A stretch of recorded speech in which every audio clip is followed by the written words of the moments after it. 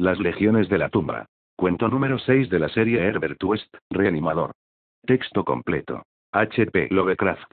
Cuando desapareció el Dr. Herbert West, hace un año, la policía de Boston me sometió a un minucioso interrogatorio. Sospechaban que me callaba cosas, o algo peor. Pero no podía decirles la verdad porque no me habrían creído.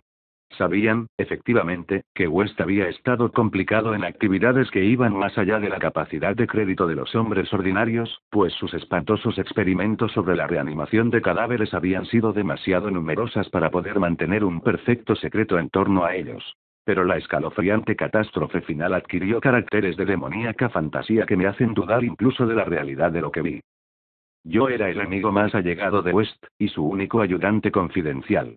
Nos habíamos conocido años antes en la Facultad de Medicina, y desde el principio había participado yo en sus terribles investigaciones. Había intentado perfeccionar lentamente una solución que, inyectada en las venas de un recién fallecido, podía devolverle la vida. Este trabajo requería abundancia de cadáveres frescos, y comportaba, consiguientemente, las actividades más espantosas. Más horribles aún eran los resultados de alguno de sus experimentos, masas horrendas de carne que había estado muertas, pero que West despertaba, dotándola de una ciega, insensata y nauseabunda animación. Estos eran los resultados usuales, ya que para que volviera a despertar la mente era necesario que los ejemplares fuesen absolutamente frescos, y que las delicadas células cerebrales no hubiesen sufrido la más mínima descomposición. Esta necesidad de cadáveres muy frescos supuso la ruina moral de West. Eran difíciles de conseguir, y un día espantoso llegó a apoderarse de un ejemplar cuando aún estaba vivo y en todo su vigor. Un forcejeo, una aguja y un poderoso alcaloide lo convirtieron en cadáver fresquísimo, y el experimento fue positivo durante un instante breve y memorable. Pero West salió de él con un alma seca y endurecida, y una mirada fría que observaba con una especie de calculadora y horrenda apreciación de los hombres de cerebro especialmente sensible y un físico vigoroso. Hacia el final, cobré a West un intenso terror, ya que empezaba a mirarme a esa misma manera. La gente no parecía darse cuenta de sus miradas, aunque me notaban asustado. Y tras su desaparición, se valieron de eso para propalar unas sospechas absurdas. En realidad West tenía más miedo que yo. Sus abominables trabajos le hacían llevar una vida furtiva y llena de sobresaltos. En parte era la policía quien le daba miedo. Pero a veces su nerviosismo era más hondo y brumoso, y estaba relacionado con abominaciones indescriptibles a las que había inyectado una vida morbosa, y en las que no había visto extinguirse dicha vida. Por lo general terminaba sus experimentos con el revólver. Pero a veces no era bastante rápido. Es lo que ocurrió con aquel primer ejemplar en cuya saqueada sepultura se descubrieron más tarde huellas de arañazos. Y lo que sucedió también con el cadáver de aquel profesor de Arkham que cometió actos de canibalismo antes de ser capturado y encerrado sin identificar en una celda del manicomio de Sefton, donde estuvo 6 años golpeándose la cabeza contra las paredes. Casi todos los demás resultados que posiblemente subsistían eran productos de lo que resulta más difícil hablar, dado que en los últimos años el celo científico de West había degenerado en una manía insana y fantástica, y había consagrado su prodigiosa habilidad a vitalizar no solo cuerpos enteramente humanos, sino trozos aislados de cadáveres, o partes unidas a una materia orgánica no humana. En la época en que desapareció se había convertido en algo diabólicamente repugnante. Muchos de los experimentos no podrían ser referidos en la letra impresa. La Gran Guerra, en la que servimos los dos como cirujanos, había intensificado este aspecto de West. Al decir que el miedo de West a sus ejemplares era brumoso, pensaba sobre todo en el carácter complejo de ese sentimiento.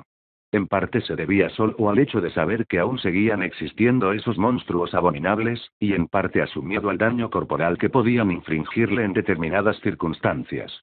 La desaparición de estos seres aumentaba en el horror de la situación. West solo conocía el paradero de uno de ellos, la lastimosa criatura del manicomio. Pero, además, había un miedo más sutil, una sensación verdaderamente fantástica, consecuencia de un extraño experimento que llevó a cabo en el ejército canadiense, en 1915.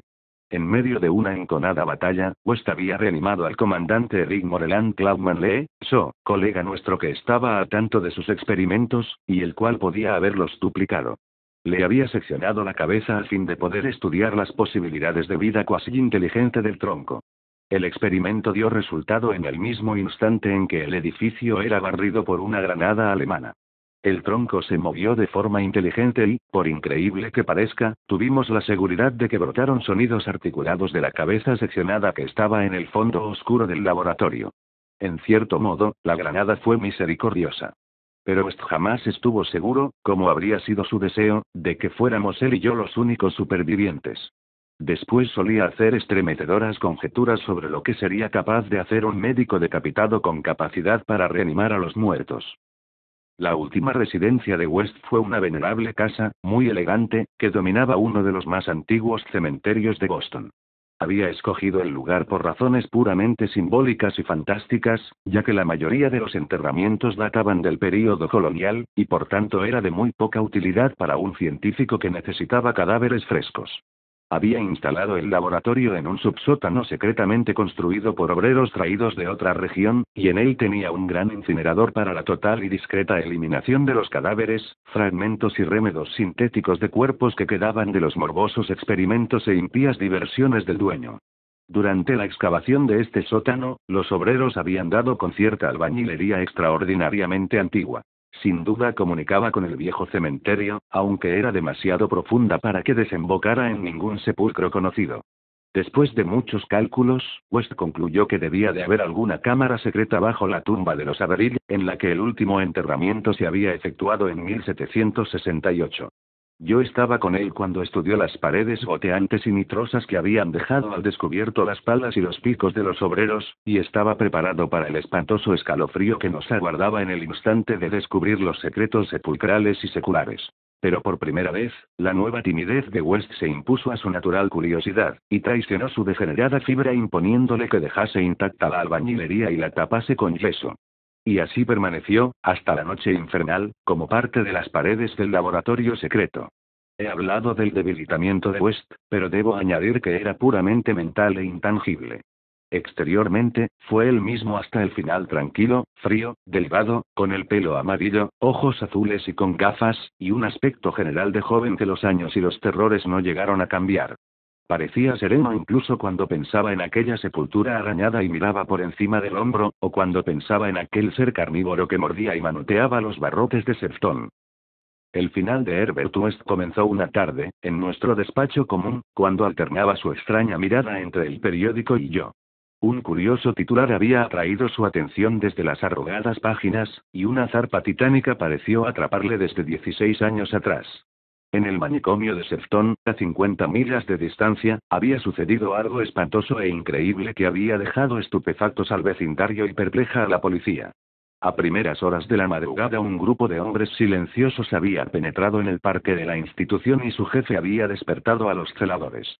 Era una amenazadora figura militar que hablaba sin mover los labios, cuya voz parecía conectada casi ventrílocuamente a un gran estuche negro que transportaba. Su inexpresivo rostro tenía las facciones bien parecidas, hasta el punto de dar la impresión de una belleza radiante, aunque el director se había llevado un sobresalto cuando la luz del vestíbulo cayó sobre él, ya que era un rostro de cera, y los ojos de cristal pintado. Debió de sucederle algún accidente atroz a este hombre. Otro, más alto, guiaba sus pasos un sujeto repugnante cuya cara azulenca aparecía medio devorada por alguna enfermedad desconocida. El que hablaba pidió que le cediesen la custodia del monstruo caníbal traído de Arkham hacía 16 años, y al ser renegada dio una señal que provocó un espantoso alboroto. Los demonios aquellos golpearon, patearon y mordieron a todos los celadores que no lograron huir. Mataron a 4, y finalmente consiguieron liberar al monstruo. Estas víctimas, que podían recordar el suceso sin histerismos, juraban que las criaturas se habían comportado menos como hombres que como puros autómatas guiados por el jefe de cabeza de cera. Cuando les llegó ayuda, aquellos hombres y la criatura caníbal habían desaparecido sin dejar rastro. Desde el momento en que leyó el artículo, hasta la medianoche, West permaneció casi paralizado. A las 12 sonó el timbre de la puerta y se sobresaltó terriblemente. Todos los criados se encontraban durmiendo en el ático, de modo que fui yo a abrir. Como he contado a la policía, no había ningún vehículo en la calle. Solo vi un grupo de figuras de aspecto extraño, con un gran estuche cuadrado que depositaron en la entrada, después de gruñir uno de ellos con voz asombrosamente inhumana. Correo urgente. Pagado. Salieron de la casa con paso desigual, y al verlos alejarse tuve el extraño convencimiento de que se dirigían al antiguo cementerio con el que lindaba la parte de atrás de la casa. Al oírme cerrar la puerta de golpe, bajó West y miró la caja. Tenía unos 2 pies cuadrados y llevaba el nombre correcto de West, con su actual dirección. También traía remitente Rick Moreland Clapman Lee, SP. Clare. Eloy, Flandes. 6 años antes, en Flandes, el hospital se había derrumbado, a causa de una granada, sobre el tronco decapitado y reanimado del Dr. Clapman Lee, y sobre su cabeza separada, la cual, quizá, había llegado a proferir sonidos articulados. Ahora West ni siquiera se emocionó. Su estado era más espantoso. Dijo rápidamente. Es el fin. Pero incineremos esto. Transportamos la caja al laboratorio, con el oído atento. No recuerdo muchos de los detalles, ya pueden imaginar mi estado psíquico, pero es una mentira maliciosa decir que fue el cuerpo de Herbert West lo que metí en el incinerador. Entre los dos introdujimos la caja sin abrir, cerramos la puerta y conectamos la corriente. Y no brotó sonido alguno de la caja. Fue West quien observó primero que se caía el yeso de una parte de la pared, donde había sido cubierta la antigua albañilería de la tumba. Iba yo a echar a correr, pero él me retuvo. Entonces vi una pequeña abertura negra, sentí una bocanada de viento frío y hediondo, y percibí el olor de las entrañas abominables de una tierra putrescente. No oímos ningún ruido. Pero en ese preciso instante se apagaron las luces, y vi recortarse contra cierta fosforescencia del mundo inferior una horda de seres silenciosos que avanzaban penosamente, producto de la locura. O de algo peor. Sus siluetas eran humanas, semihumanas. Se trataba de una horda grotescamente heterogénea. Retiraban las piedras en silencio, una a una, del muro secular. Luego, cuando la brecha fue bastante ancha, entraron al laboratorio en fila de a uno, guiados por el ser de paso solemne y cabeza de cera.